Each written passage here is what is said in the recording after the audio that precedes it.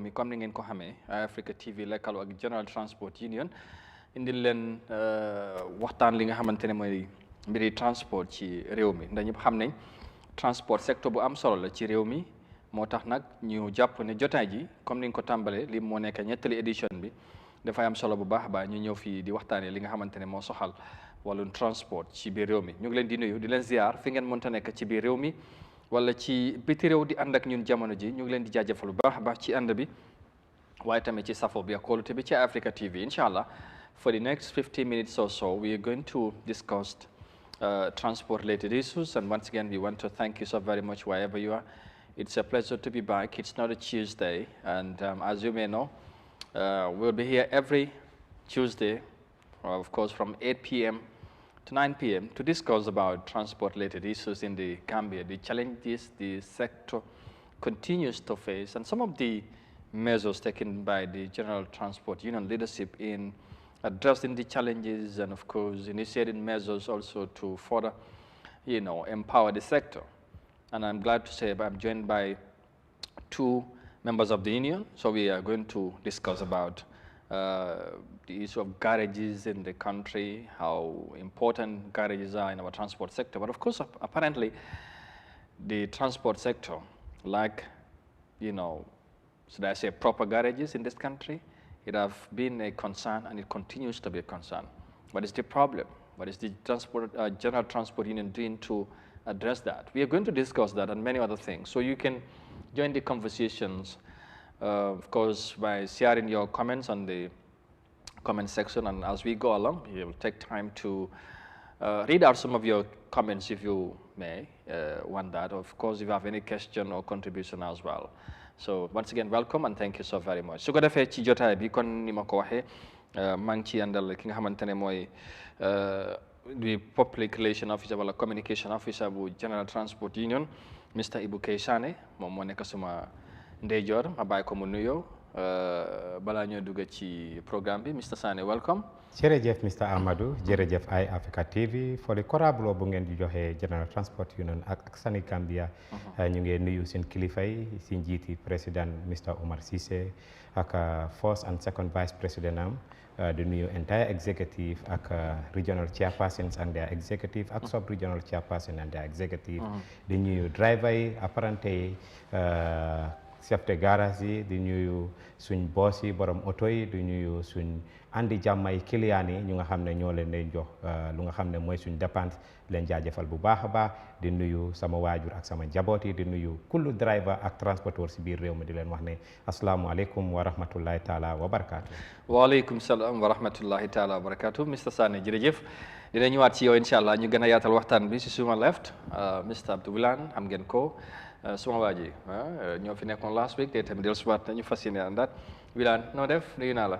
alhamdulilah Amadou nuyu naa la fay naa la kontaan naa trop ñu waat si plateforme bu am solo bi waaye bala ñu dugg si plateforme bi ñu dugg tamit comme ni ko Ibou waxee rek the whole executive members of the General Transport Union jiital si nuyu di nuyu président bi ak délégation am bi nga xam ne ñu ngi China on behalf of transport on behalf of the Gambia muy with the Honorable Secretary General of the General Transport Union and the Chief Field Coordinator of the General Transport Union. suñ jógee si loolu nañ nuyu executive regional executive sub executive nañ nuyu Gambia yëpp nuyu askani transport nuyu client yi nuyu investors in transport nuyu suñ line ministry as the Ministry of Transport and the government.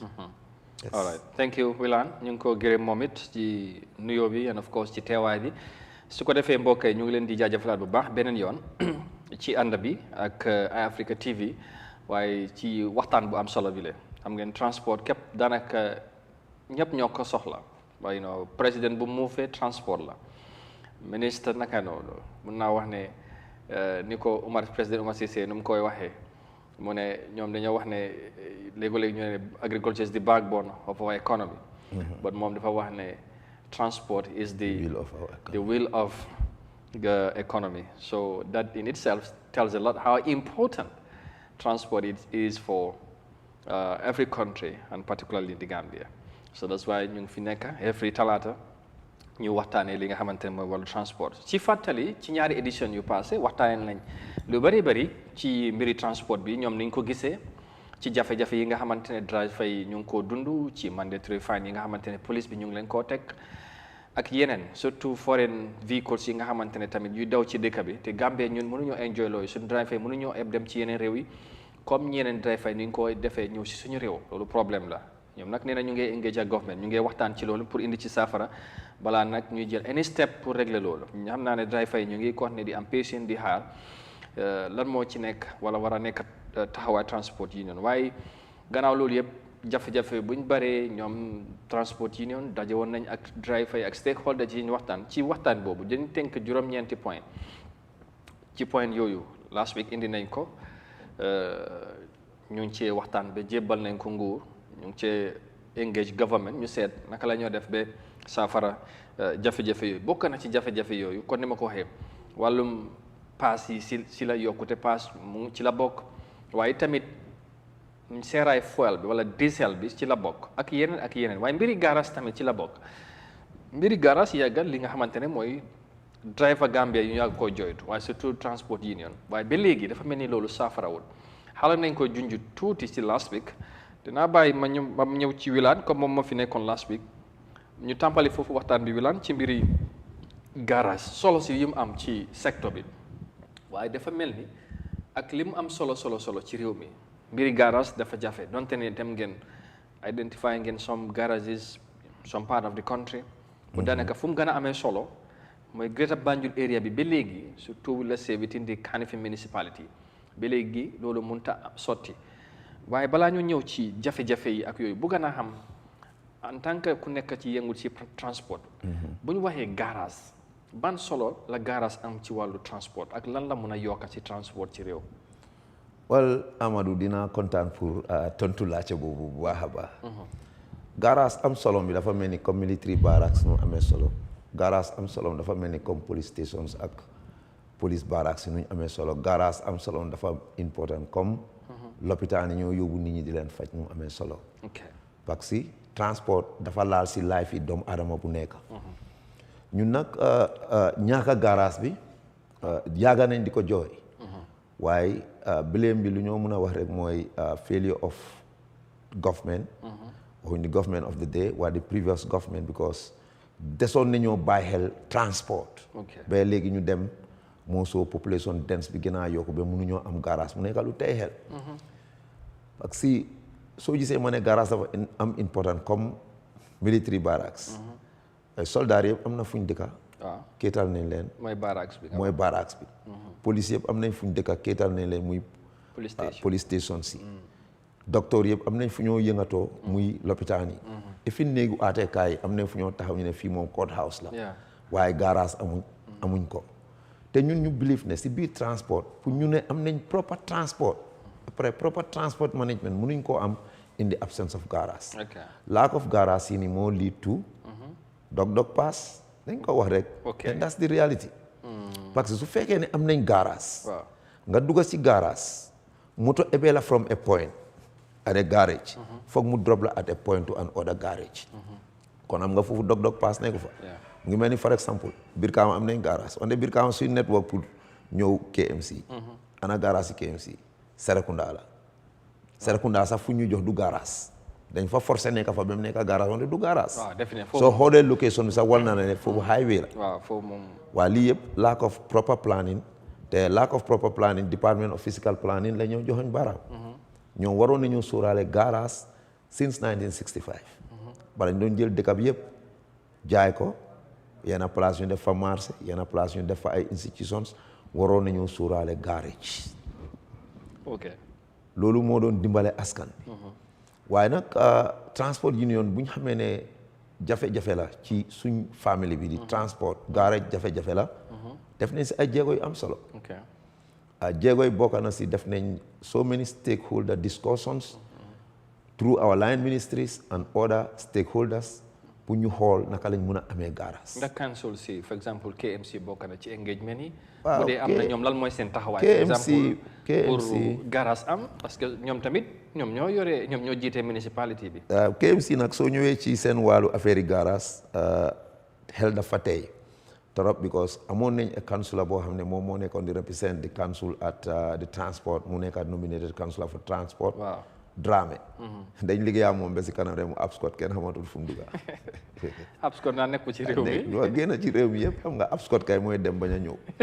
so xam nga loolu joroon nañu texa doo amoon nañ a series of engagement ñoom tamit soo waxee dañ de wax ne amuñ space bi wala joxuñ leen benn land on a document buñ mun a jox nit ñi garage maanaam ma ne loolu dafa tey xel because if you go to the act it's the responsibility of the councils to develop the garage and hand over to the stakeholders in the transport to manage loolu lañ am Brikama waaye KMC dafa tey xel te dama ko fee waxaat te dama continuer di ko waxaat parce que man dama gëm si advocacy. tey xaalam soo waxee dafa tey xel maanaam ci naka da ngeen foo ne dañ am wane wuñ commitment. wala dañ pare wut pour jox leen. non wane wuñ commitment council bi collect 360 millions council bu ñëw jël taxe yokka ko ba pare mu ne amul xaalis bu mun a jëndee garas su fekkee ne sax local government bi joxul ko laan wala government central government sax joxul ko laan moom su fekkee jox na transport aham mu xam ne nitami dañ soxla dem a ñëw di electeurs dañ need transport ñi saani karta dañ need transport parce que ñoom ñoo dee fal yow nga sa phone municipality ñoom ñoo dee ñëwaat tamit fay la taxe ñooñu di jooy si dog pass nga dëkka biir KMC di ñibbi Tabokoto fay ñaari pass. waaye dog pass bi du KMC rek tamit. non fu nekk la waaye de comme KMC nga isi sample dama laa wax rek. scénario because foofu KMC mënu leen fexe bi am garage moo tax. waaye mënoon nañ ko because ñun gis nañ fi lands yoo xam ne seen borom dañ leen doon di jaay gisoon nañ fi lands yoo xam ne nguur moo ko amee what stop the council. gaa ñu ne all lands belong to government. waaw what stop the council to engage the government pour ñu mun a jot lands yooyu def ko a garage for the betterment of the communities what stop them. ñoom dañ jël yëpp senta ko at politics to the extent it is affecting everybody. No matter there might be difference in politics but when it comes to development loolu dañ fa war a am dañ war a xool nit ñi.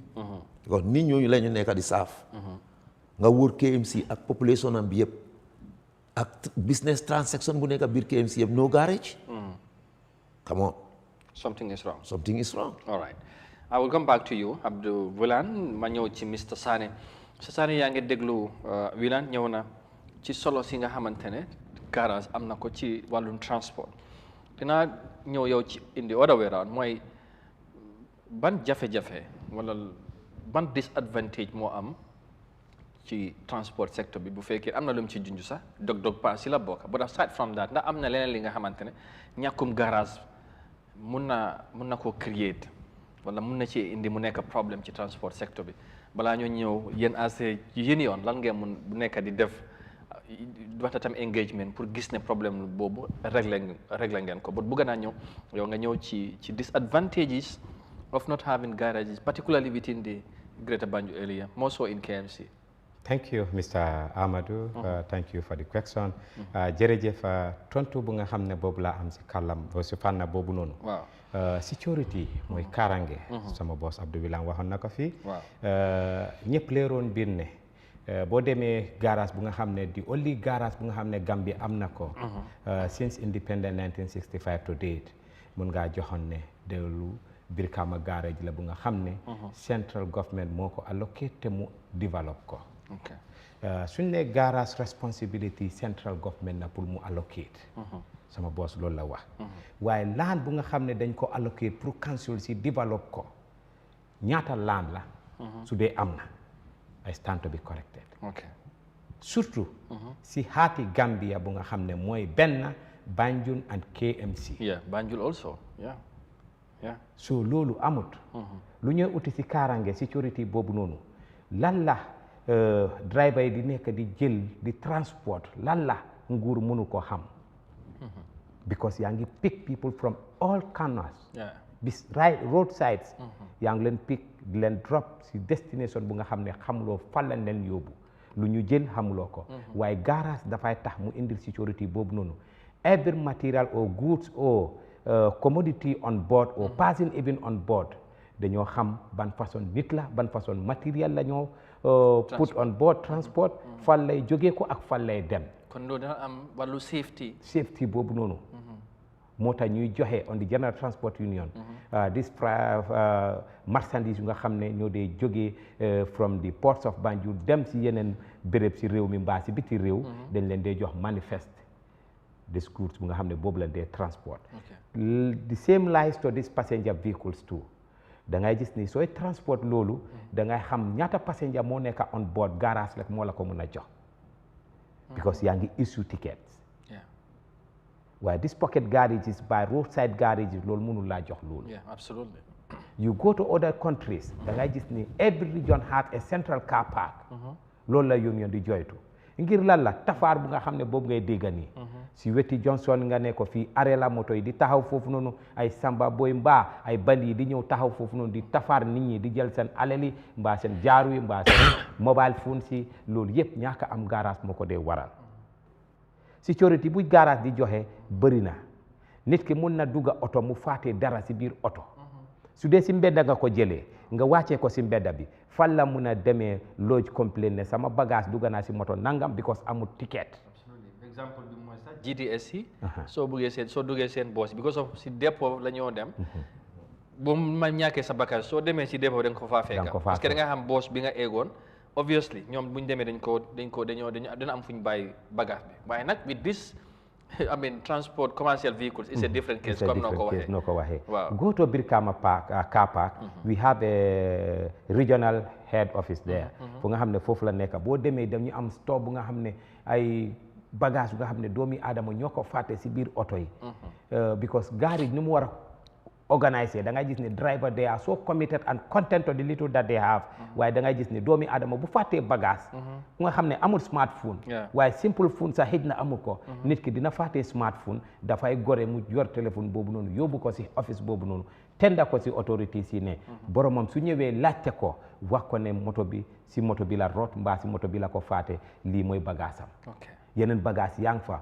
moo daan yéesis bagage yooyu noonu seen borom mun ñoo ñëw waaye dañoo foog ne ñoom suñ delluwaatee duñu mën a gis bagage yi ngir lu lan la driver daf leen jëlee mel ni Boori Serekunda la leen jëlee war a wàccee Brikama si garage bi léegi kooku mu faatee loolu driver bi moom tamit mu am gore boobu noonu mu ne ma lii mun ma koo àndal moom te moomu ma ko xaaral ma dem jox ko authorities in this car park ñoom ñu téyel ko da ngay gis ni loolu sécurité boobu noonu dañ ko soxla pour nootaan ñu ne garage suñ ko amee dina am solo si kaaraange réew mi. ok beneen bi mooy ndax tamit ñàkk garage bi tax na léegi soo demee within the KMC Banjul ba West Coast part of West Coast yaa ngi tudda Brikama am na garage but not every part of Brikama ñoo driver yëpp ñoom ñooy dem ci garage bi am na yeneen driver yi da nga gis si benn junction nga fekk ay taxi ñu ngi booloo def si garage nga dem beneen junction nga fekk van si ñu ngi tax def fa garage loolu tamit lan la mun a def si transport sector bi because that lack of organisation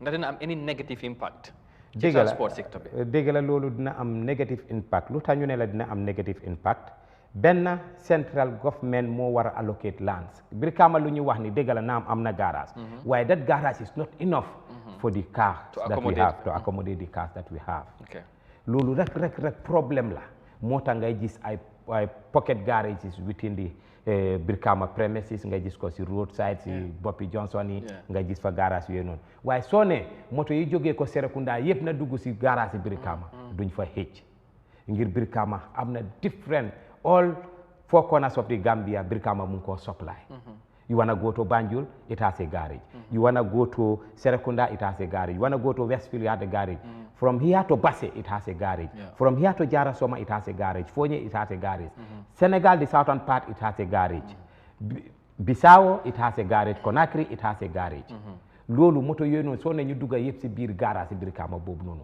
dégg la développement mu ngay am moto yi every day every seconds moto yaa ngi wàcca si biir réew mi yow man aw ma benn waaye dama soxla pour am ñaar man ma am sama soxna am waaye loolu da ngay gis ni loolu government daf ko war a plan in future balaa ñu plan in present. ok thank you very much Mr Sanneh naa ñëwaat ci yow man ñu dellusiwaat ci Wilane léegi bëggoon naa ñëw si taxawaay union bi pour régler problème but before then dafa am lu ñëw suma mind mooy ci wàllu li nga xamante ne moom mooy yaa ngi dudda dog pass yi and all that but at some point tamit suñ xoolee ñàkka garage yi nga xamante ne mu ngi bari xëj na wax ngeen ci ak all that but ndax fooguloo tamit léegi Gambian commuters yi mooy client yi miin nañ mbiri garage because Gambia moom li fi yàgga mooy fu am garage sax léegi da nga gis nit ñi bàyyi garage yi ñu taxaw ci kaw mbedd bi yéen driver yi tamit ñenn ci yéen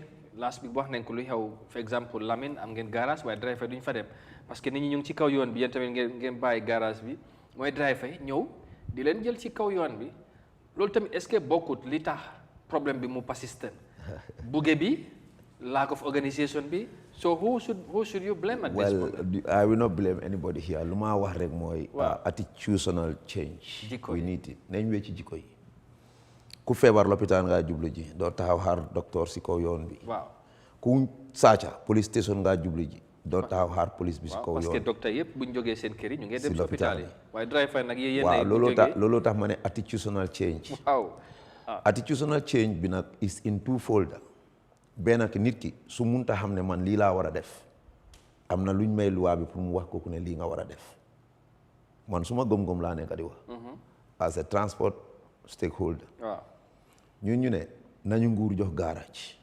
alhamdulillah previous government they ignore but this present government lu mu bon am nañ garage yoo xam ne they are fully documented in all regions but KM amuñ fi garage because mënuñ ñoo jox place. Banjul tamit am nga. Banjul is the capital. Wow. Banjul ni ñu ko plané woon there was a garage but léegi the number of vehicles entering Banjul are not xëjuñ ci garage boobu noonu. fan fu moto Serekunda yi di em fale. waaw mooy Grand Street. Grand Street foofu noonu if you go to the map loolu la. foofu moom di nekk garage waaw foofu mënta nekk garage. waaw but time boobu noonu bi ñoo def foofu noonu da nga imagine in those days. if you count of 100 people benn nit moo si am moto. nga dem si full region ñu ne la jamono boobu ñetti nit a am moto. but that's why visionary now with the leadership of Omar as the president of the General Transport Union and his technocrats. Let me just come. With the leadership of Omar under his leadership and his technocrats at the General Transport Union ñun dañ dee xelaat yu yaatu.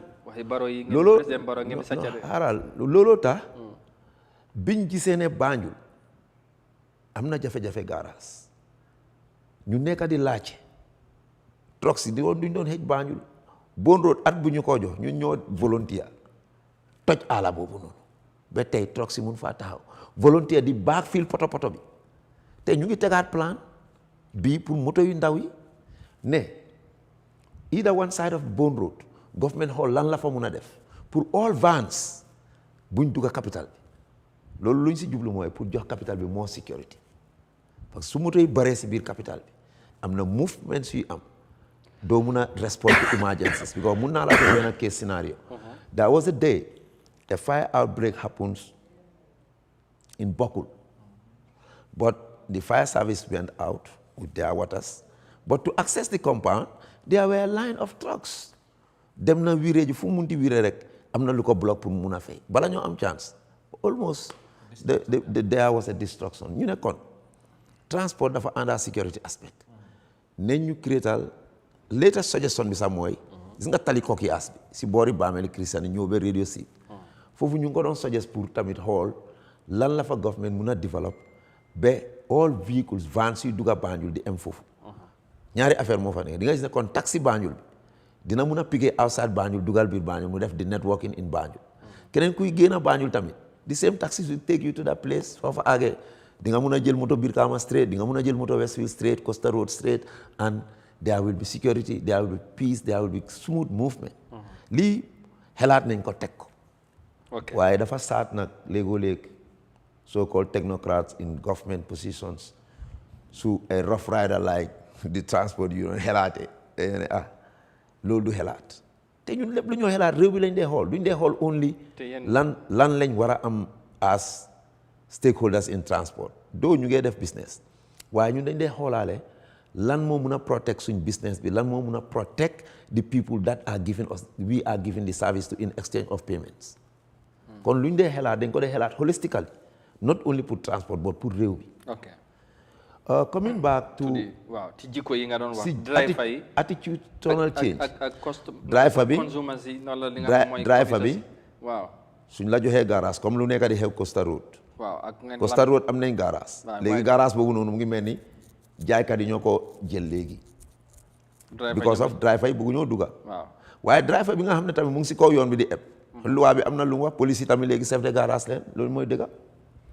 am na police buy taxaw traffic officer waaw si bunti garage war a daaxa driver ñu dugga buñ cause obstruction on the road moom moo dee wax ne gars yi taxaw leen soo leen ebee ngeen jox ma 50 wala 100 per trip police bi yes trust me we can bring evidence to that believe me even up to the new highway at turntable kon police yi bokk nañ ci problème ma ne police yi léegi am na ñeena chef de garage de we can prove it te kooku tamit war naa am attitudinal change parce que moom crown la sol uniforme la sol pour doxal loi bi kooku moom tamit su amul attitudinal change pour doxal loi moom si boppam mu ngi pateek driver ñu taxaw si kaw tali eb nga jël $100 si moom ne ko demal léegi xaalis bu war na dem ci chef de garage yi wala ci ñu war a jël joxe mandat bu ñu war a joxe ci biir ñu yemale ko ci biti teel a eb dem waaw teel a eb dem jox ko police aaye ko garage bi aaye ko chef de garage ba aaye ko magi garage bi kon boobu tamit day attitudinal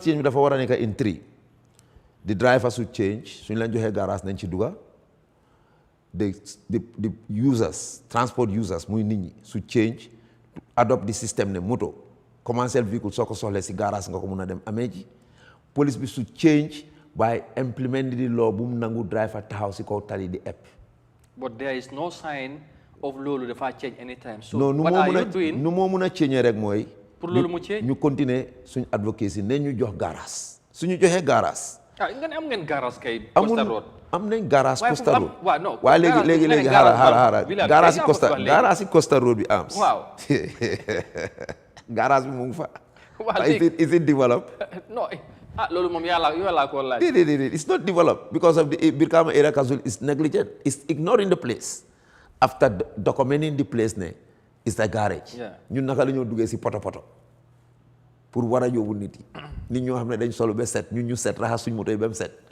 yoon bu ñoo accessé si garage bi foofu géej la how can we access it loolu négligence si Brikama Area Council la waaye yéen tamit loolu option A la council bi buñ ko defoon union bi yéen lan ngeen xam nga union amu leen ci benn plan yéen tamit da ngeen di xaar non council bi deful dara doo leen def dara non am nañ plans but union bi ñun we are not in business ñun dañ ne su fekkee council bi ñun dañoo advocate ñun su fekkee garage yi nekkuñ di fay garage yi lu ñoo fay is for us ñu bari ñeneen ne wax ne ñun ñoo war a defar garage bi understand one xam nga ñaata nit transport ñaata nit la employ it's more than what the police and the soldiers are employing believe me of course waaye police bi am na retirement benefit am na social security protection driver am na loolu benn driver amul social security protection. Omar mu ne sax driver they are not amul benn driver bu am retirement package. In fact they don't have job security. even amuñ job security léegi ñun ñu créé suñ garage yooyu noonu lu ndaw luñ dee am ñun loolu mooy job security driver bi mooy social protection am mooy welfare am mooy li ñoo jël si driver yi moom la ñoo delloowaat si driver yi nga xam ne mu tanu ñoo dawal kon ñun xaalis boobu every day nu moo duggee la moo delloo. to serve a purpose xaalis boobu ñun mënuñ koo teg te digguñ kenn dañ koo teg. pour développer garage suñ ko amoon dañ koo def parce que xool yi ak ene yi passé na foofu waaye ñi nga xam ne ñoom la loi sas ne seen mandate la pour ñu sampal ñu marché pour ñu sampal ñu garage pour ñu génnee suñ mbalit yi lan moo leen xool te millions yu gars yi di collecte lu tax gars yi mënu ñoo développer concrete et garage moo gën a yomba te su ko ku ko pare nga ne ñu bëgg nañ koo def ñun nañ oo suñ driver yi nga xam ne ñoom ñoo nekkee si mining side bi si Quarry ak Saleng.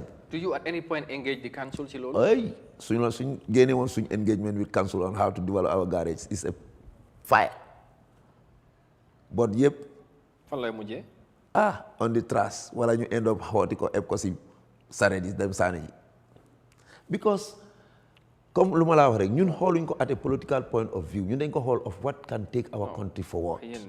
xam nga yéen tamit gars yi dañ leen di joxañ da ngeen jege nguur too much gisee leen ay politiciens bu njëkk xaaral bu sori foofu bul sori xaaral ma dimbale la rek gars yi di wax laa lay wax xaaral bu njëkk bu ñoo advocate waaw fekk ñu bari gisuñu woon what we mean dañu lebel fii ay criminals ay bandits. loolu ngoog ñenn ñi nekk ci government bi sax xaaral rek ñu nekk si bu ngeen fi def strike ministre bi sax mu ne faalewul jamono jooju yaa ngi gis loolu ni human nature la ñun fu ñu gaay yu yóbbu rek because nekk nañ fi advocate for the rights of the drivers ñu jox ñu every level tey nguur bi ñëw liñ ko laaj lépp lu moo def si transport mu boole ñu xam nga kon kooku consider nañ léegi kooku ñun waruñ ko jege xanaa opposition mun nañoo jox luñ bugga waaye su fekkee nguur moo ñu mun a jox luñ bugga kooku lañ koo laaj kooku su demee ba fekkee ne ñun noonoo lañ woon ak moom léegi juboo nañoo moom fu mu ñu oo dañ koo uyu parce que luñ bugga moom moo ko amee keneen amee wut ko ñoom ñuy wax yëpp nañ xaar bañ toog si toogu nguur yow léegi nga ne ok ñun lu ñoo laaj pour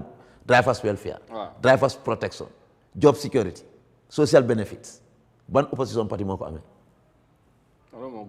so duñ ko laaj nguur ko nguur suñu engagé si discussion duñ dem ñoom luñ bëgg some of these council are manned by the opposition so yes suñ gisee yeneen a ngi def yeneen li fi déedéet ñoom benn tey nguur leen loolu laa wax ñun pare ñoo lëkkaloo ñoom benn tey nguur leen ñoom they are not serving a purpose of a political party no absolutely of any chairman that is elected as a chairman you are serving the whole electorate within your region waaye they fail to understand this comme ñun xam nga léegi ñun su nekkoon ne ñun dañoo politique kon dañoo ne man suma moto ku support suma parti doo si dugga ñoom noonu leen war a xoolee toogu bu ñu toog noonu they should serve everybody because everybody is paying tax to them everybody accepted that office belongs to the region and the inhabitants of the region has equal rights in that office but the argument mooy tam yéen seen as a union seen action si matters suñ action si matters somehow ne li ngeen di dealer ak ni ngeen di liggéey est-ce so que yéen ñoom lu tax ñoom ñu gisee ko leneen xaaral ñun suñ confronté government voilà kon ñu am negative fall part with government they clap noonu lañ dee waaw kay di ñu bu ñun suñ nekkee good time of government they say we are problème ban la si waaw so léegi bugguñ bu lene bugguñ bu leer léegi ban la si suñ jaxasoo ak nguur nga dégg gars yi di ñu presiron da ngaa jëppa suñ ñëpp di comment ñoo xam ne day am di opposition thank you you are good citizens suñ demee of recent buñ demee Mankama we see everything man sax léegoo dama ne moom jàpp na yéen da ngeen fa dem dañ fa dem was a political move no mu ngi waaj a jot déedéet ngeen dem di award président bi dem na fi voilà président bi invite nañu 4 occasions te yëpp lu ñoo discuss ak président bi is about transport ak lan moo mun a yóbbu transport si kanam te mu ñoo déglu yes ma ne ñun luñ soxla nguur moo ko amee ku toog si nguur ne la ko laaj suñ demee nag ba ñu jox di environment pour ñuy mun a laajee yow di discuss yow si loolu dañ koo jël to the best of our abilities. All right. Thank you, Willan.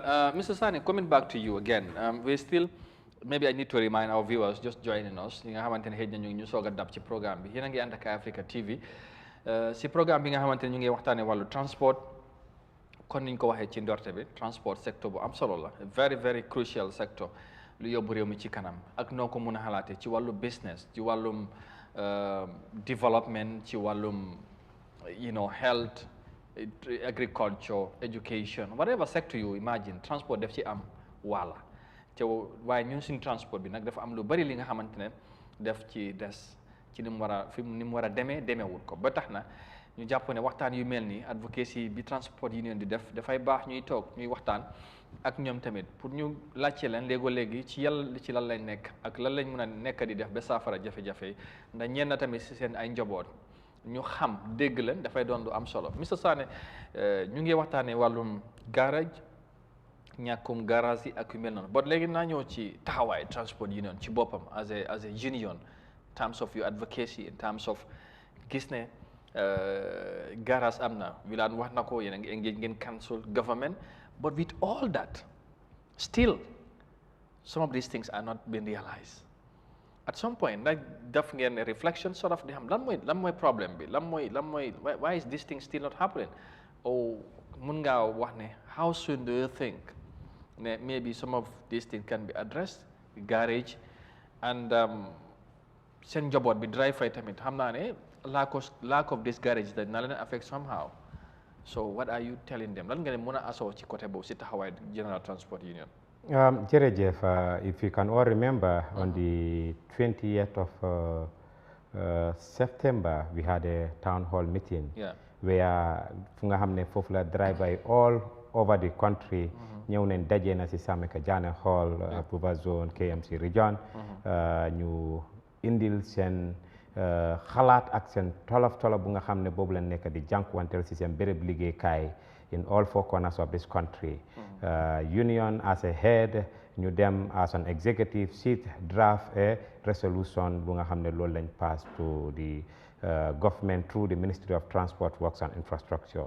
ñu serve all relevant stakeholders demee si local government and lands loolu yëpp serve nañ leen all stakeholders serve nañ leen letter boobu noonu. ñu feel ne this is befitting pour ñu gisee ak central government bu nga xam ne mooy head of the country mooy Mr. Adama Barrow. mu jox ñu appointment ñu meet ko in his hometown Mankamakunda. te loolu was just to present this hard copy of this 9 resolution that the General Transport Union have drafted and send it through the Ministry of Transport to the government, but hand in hand to the president so that he can put his blessing and effort in order to see that we have garages in this country. And also you awarded the president too. Yes, indeed. We awarded him because anyway, this government... Which is regarded by others as a political move. No, we have to award him. It's best to your own perspective. You understand that. The oppositions were not happy at all. No, they will. And many stakeholders are, and some others also believe that was... Mr. Amadou, they thought that was a political move. This is barely less than a year before the election. What we wrote on the gift, what is written on the gift, def na ko te gis nañ ko.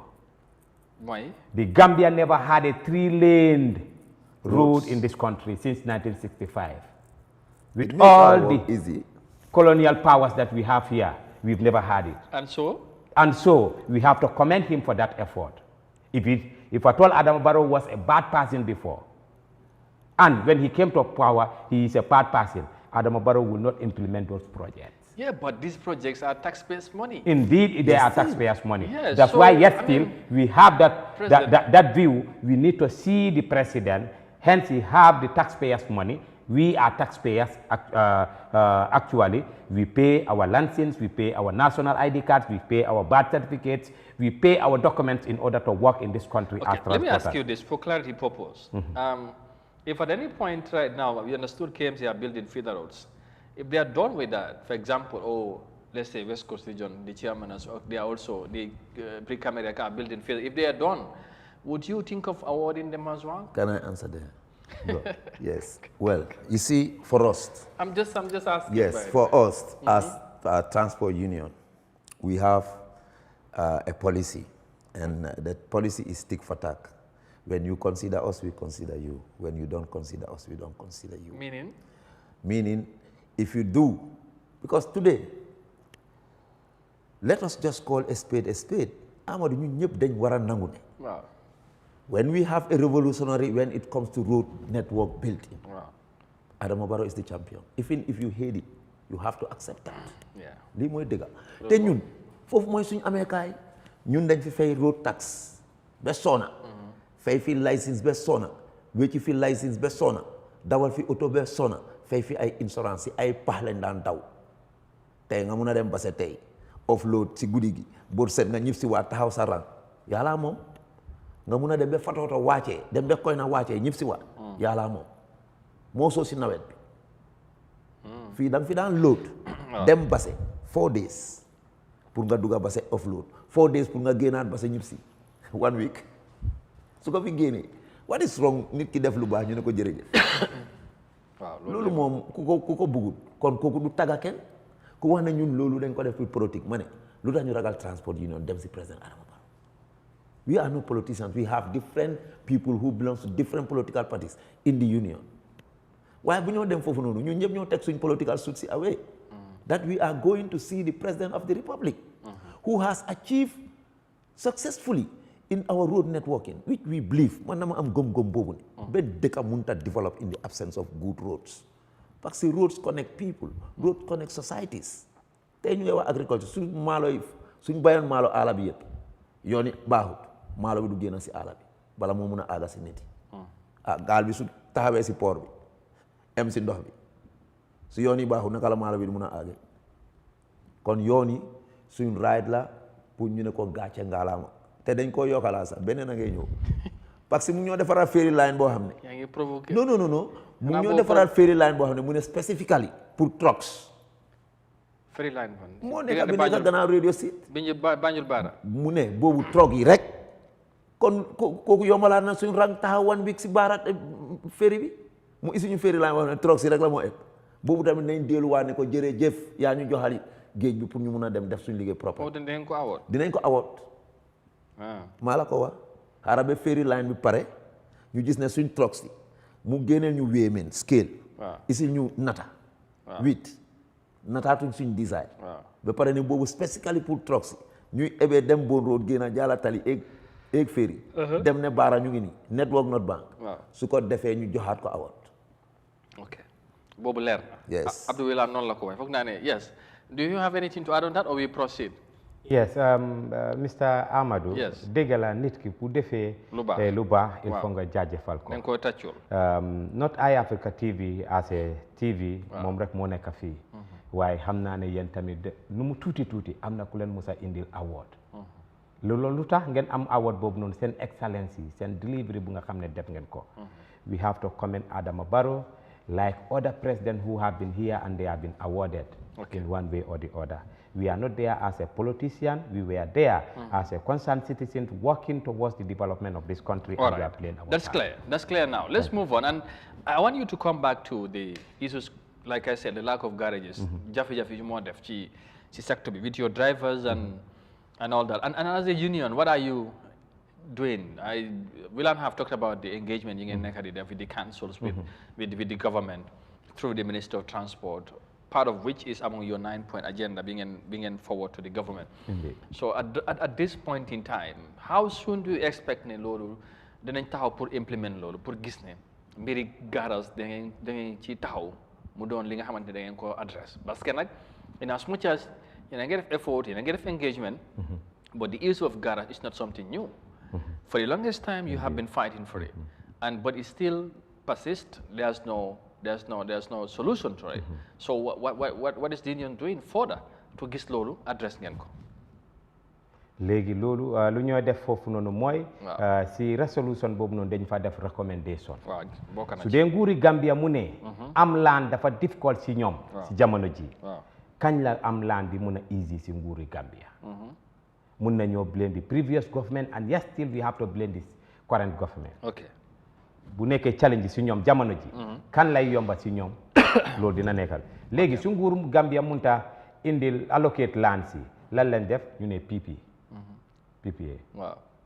partnership léegi loolu suñ ko joxee ay public private partnership boobu da ngay gis ni loolu dina mën a indil solu lu nga xam ne loolu am na ñu nga xam ne dañu am seen land vast land boo xoolee lu mel ni Tabokoto there is a very mighty land there dañu build fa mosque loolu land boobu noonu mun na accommoder moto yi nga xam ne mun na ñëw dem Coastal Road moto yi jógee ko Brikama ñeneen mun nañ fa am boor bu war a dem Serekunda jëlee ko foofu noonu da ngay gis ni dafay di congested dafay indil easy movement on this road waaye loolu partnership rek moo ko mun a mun su dee nguur dina mun a ubbil yoon pour General Transport Union mu inject ak yeneen private partners pour ñu mun a indil such development waaye dëgga dañu rely si nguur te nguur all lands belong to nguur te ñooñu moo ñu mun a safaral suñ problème suñu amtee ñu jox leen another option ne nañ def PPA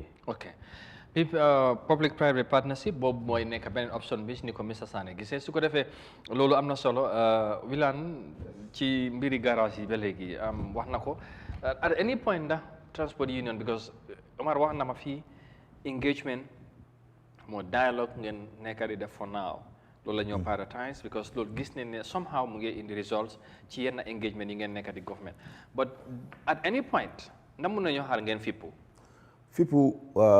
ñun duñ dee fippu just for the sake of fippu for the sake of fippu mooy lan for the sake of fippu mooy comme nga toog defuloo benn engagement nga jóg rek ne damaa def moo tax ma wax la loolu kay président bi ne ñun dañ wax ne su Kuntawur area council mu ne develop garage en place su njokk ko mun ko develop te moom moo gën a tuuti leen revenu bu nekk wasu wasu yow xam nga ne Kuntawur area council moo gën a tuuti leen revenu waaw xam nga in the whole xaaral rek Amadou xaaral rek moo gën a tuuti le revenue in the whole country moom ñu mun koo allocate jox ko place mu develop ko standard demal wasu soo de man time man taxee wasu dama dee ñëwee wasu ak xoolal fuñ nekka waaw nga ñëw gaara Soma LRR su ñu ñëw develop a garage concrete ko roof spaces lu mel ni Brikama mënut a develop te mu ngi collect ay millions more than those people lu mel ni KMC mënut a develop di collect 360 millions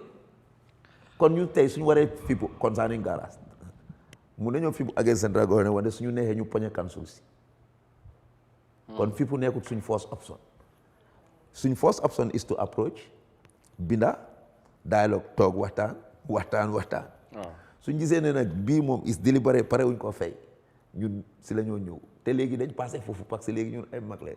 ngeen passé lan. dem di xeex. dem di xeex ñun dañoo xeex pen and paper. right now our fight is with pen and paper. yow soo waxee loolu gars yi nañu ragal de. dégg par ragal nekku fa. union buy passé xeex. dafa am fenn foo xam ne xam nga xeex. non wax ma la xeex dem si mbedd bi di lifin but at some point da ngeen war a door ci table bi. yow fooguloo ne suñ pen and paper yi xamuloo ne boobu la bi nga xeex bi nekk. comme naka boobu silent fight la. You identify the problems, you identify the solutions of the problem, and you know the resources to solve the problems are there. yow xam nga ne man fekkee naa ci lu bari ci transport bi. Omar su fi nekkee daf la koo wax am na lu ma xam. waaw dama ne boo leen bukkee da ngeen bu ngeen fi taxawee nga ne paas dana yokk.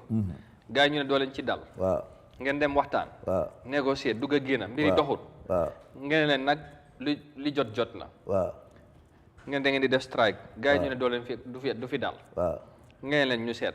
boo leen taxawee ngeen doxoon na depuis boobu waaye strike boobu bi moo am first day bi ministre yi bu ñu ko laajtee mu ne moom non dafa juum kooku dafa réeroon si affaire bi rek man la doon tontu because man maa demoon Star FM that day mu ne yéen wax ne mu ne transport union mu ne moom yéen xamu leen sax li ngeen di def waaye pare moom dana génnee ji boos yi benn transport xam nga yooyu su ma la waxee ne Amadou su ma la waxee balaa 2 o'clock that same ministre loolu laa wax eventually he subdued waaw waaye loolu dafa mujjee del si gannaaw parce que xam na ne da ngeen fi ngeen téye dafay dëgg ñu mujjee toog kilifa yi jóg at the highest level engage leen so loolu laay wax mbiri garage nekkul li ngeen yàgga di loolu tax ma ne la ni léegi ñun dañ soppi doxin xam nga kii suñ PRO wax na ne biñ développé suñ 9 points jox nañ ko through our line ministry moo tax ma wax waaye biñ aagee tamit to his excellence président Adama Barrow ikati naat nañ tamit 9 points yooyu noonu boobu tam beneen xeel I don't know whether you understand. Bobu is an order engagement boo xam ne is now above our ministry. Yeah, but you know President Barrow at some point. Hence ñu ngi am this platform boo xam ne ñun lu ñoo jàmbat am nañ foo xam ne ñu ngi ko mun a joytu alhamdulilah léegi ñun suñ joytu àgg na ba office of the president letter buñ ko bind dafa respond. The president. So àggee foofu he will refer you back to the minister. But even though waaye na yëg. xam nga am na correspondent designated person responsible for transport. am na loo yóbbu si ministre bi. président bi du ko yëg wante soo coppee turi président xam nga léegi moom su waxut kooku sax kooku na xam ne union bi léegi amatuñ ministère wala permanent secretary léegi their correspondent that they put to us is copied to the office of the president. What do you think? Okay. We are helping the president in his work. All right. So you mënuñoo xaar any point ngeen fippu loolu nga ñu bëgg a wax. Fippu. waaw loolu leer na loolu yéen parewu leen pour défendre. déedéet ñun pare. non pour gis ne problème garage rek la ngeen ko déedéet soo waxee ne parewuñ pour défendre. ñun mun naa laa wax ne every day si defante lañ dégga wante defante bépp bu ñoo def dafa fekk ñu ngi amee suñ dégga téeko si suñ loxo. garage Sénégal du seen dégga. waaw léegi. pour garage am. xam nga wax naa la ko fii you go to Sénégal man Sénégal dama dem. wax naa la ko fii. ma dem ma taxaw si benn garage. ñu ne moto bi mooy ëpp man keroog moom ma dama waaru sax mu ne moto bi feesut ñu ne moto bi nag fu moo dem even su fekkee ne 5 meters fii ngay wàcc you have to pay that amount of money moto fu moo dem. foofu ngay ma te fekk man fu maa dem moto bi fu moo dem man. dew ma fa xam nga tey su fekkoon it's from garage to garage. you pay da ngay fay pass bi. léegi xaaral ma dimbale garage su fekkoon gars yi xam nañ garage. léegi moto bi employment opportunity bu mu dee créé. waaye yéen fii amul garage. non dama la wax rek su fekkoon gars yi xam nañ garage employment opportunity bu moo créé. waaw development bu mu dee isi within di surrounding buñ ko establish su fekkoon ne ñi nga xam ne ñoom ñoo war a sampa garage xam nañ ko loolu is even it boosts the revenue of tey demal Brikama area council. waaw.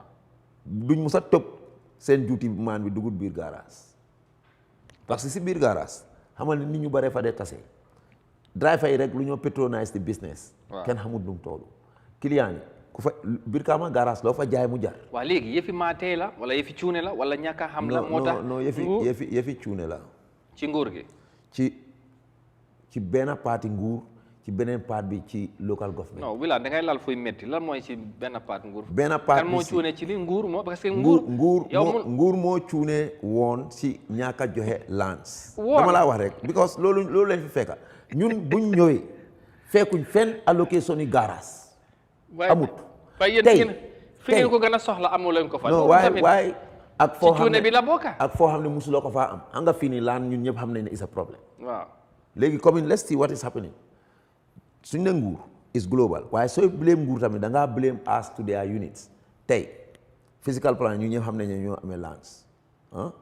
waaw ñoom mbiri planning la with planning. minister of lands ñoom ñoo amee lands. waaw waaye léegi estate si ñoo develop ñan ñoo leen ko dee jox. ñan. estate developers yi. waaw ñan ñoo leen dee jox. ñoo dem ñu jënd ko either from the community or from people. waaw xoolal léegi ko amee loolu leneen la léegi xoolal léegi those estate developers. mus ngaa gis estate bi nga xam ne dañ ko développe mu génnee baameel génnee garage génnee church ak juma su amee wax ma ban estate la. foofu nag physical planning foofu la ñu war a ñëwee. so kon léegi this is the failure. waaw loolu nag kon soo buggee wax ne globally nguur. waaw secteur nguur boobu ngaa joxoon. non but yow kan ñooñu ci under ban ministry lañ nekk. déedéet benn tey rek sos. loolu moo leen doo leen mun a génnee ci nguur bi la doo ko mun a isi globally nguur ñun we careful we very careful because soo ko defee in a global formula you have now stain everybody fekk benn secteur la. ñun secteur boobu la ñoo duut baaraam des na nag si secteur bi moom ñu koo digesté waaye can you imagine you give a plot of land a square land of 100 by 100 or 200 by 200 nga dog yëpp ay kër. social amenities amu fa. waaw loolu c'est problème ba pare ñu seetaan ko soo nga ne nguur di bigga nguur département boobu ngay duut baaraam ne loolu ni def ko rek. ok on a final note. yes time bi jeex na. what are you assuring your members in terms of yi fi garage as a union. nga conclure foofu ma ñëw ci monsieur Sané ñu yëkkati jotaay bi. li ñoo mën a assure suñu those that are concerned ñu nekk ci tali bi nekk seen members xëj na ñoom tamit bu ñu sañoon ñu am garage parce que jàpp nga ne am na advantage yu bari yu fa nekk but for all these years whatever time def ngeen engagement yu ba pare lan nga leen di mën a assure how soon nga foog ne mbiri garage da ngeen ko mën a régler as a union. time is with God but leena lu ma leen a wax mooy. lan mooy time is with God. xam nga léegi su ma ne how soon that time is with God then I cannot predict time waaye lu ma leen mun a asoo mooy loolu waxi politicien la déedéet time is with God but la mooy loolu everybody knows that waaye léegi su ma you should give a time bound from at least for the next before the end of the year for example déedéet because man as a trade unionist nekku suma ma dee pour man ma sampa garas but you have been doing engagement we have been doing engagement based on the response lu ma leen mën a wax mooy expectations are slow but solid. yéen seen engagement parce que lu ma wax la loolu baara ñun ñëpp biñ ko wéree ne baara ferry line bi foofu noonu is too tight. nga sax foofu loolu non government jox nañu from baara government jox nañu a bigger land in SAO documented and give to us. but it's not relocation bi amut. wait xaaral development bi amut. loolu yëpp is on paper. but on paper and I didn't see it. xam nga loo xam ne dañ la ko jox nekkul ne dañ la ko joxee gannaaw dañ la yóbbee foofu ñu ne la fii dessiné nañ ko pour garage dogal ni la ko document nañ ko. lu des développement bi kan ngeen koy xaar musuloo koo am. xam nga musuloo koo am kan ngeen di xaar pour développement. développement léegi kan moo ko war a développe Kerewan Area Council not government. if you go to the ak loolu la. government bi land bi la moo joxe. the owners of development is the local council. léegi di yow na engage ngeen di Kerewan Area Council. ma ne la ñun dañ establish in every region. voilà region bu nekk liñ la yeeloo ne loolu nga moom regional body baa ngi laa toppa in consultation with the national structure. so the assurance from the members mooy ne let them all have patience ñun xam nañ ne dina yi waaye nañ aaga fi ñu jëm.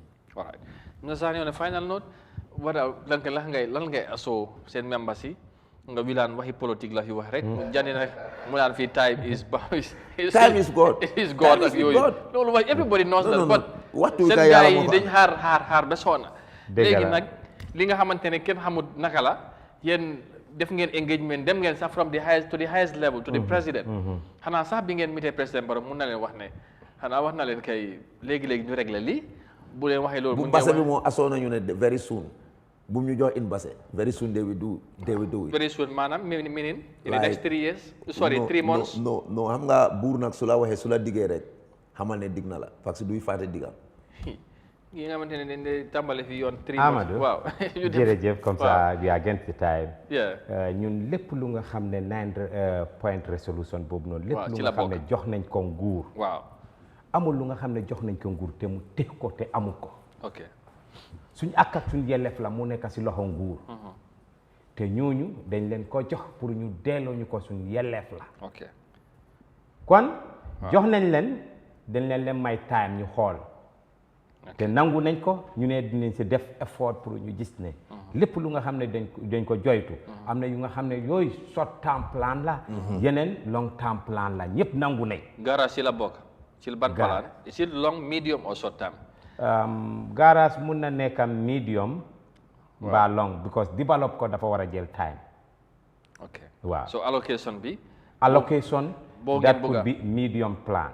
Allocation is done, sir, in all regions. No, not except in all KMC. regions. KMC and Banjul don't have, indeed. Yeah. We have to be factual here, Wilan, at times when we speak. Yeah. And when we speak, we know we are speaking of the population highest area You are in on the record country. there. Will love you are. yaa ngi dégg. Mom is not aware of what is happening in Banjul and KM. KM mom ñun bu fa zone lañ yaaga tagge. Gaay ne is a no go area for us. Te foofu rek leen am land boo xam ne government mun na koo locate. Fu ñu jëkka ruxal. Foofu moom du garage. My friend.